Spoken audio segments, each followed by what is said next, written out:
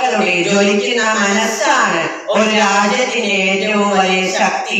അതുപോലെ തന്നെ ഈ ഭൂമിയുടെ ഏറ്റവും വലിയ വിഭവം. നമ്മളുടെ മുൻ രാഷ്ട്രപതിയായ ഡോക്ടർ APJ അബ്ദുൽ കലാം സാറിന്റെ വാക്കുകളായിരുന്നു ഇത്. ഒരു രാജ്യത്തിന്റെ വികസനത്തിന് തന്നെ ഏറ്റവും വലിയ പങ്ക് വഹിക്കുന്ന യുവാക്കളുടെ ദിനമാണ് ജനുവരി 12. ഭാരതീയ നവോത്ഥാന നായകനായ സ്വാമി വിവേകാനന്ദന്റെ ജന്മദിനമാണ് നാം ദേശീയ യുവജന ദിനമായി ആചരിക്കാറുള്ളത്. 1863 ജനുവരി 12 കൽക്കത്തയിലായിരുന്നു അദ്ദേഹത്തിന്റെ ജനനം.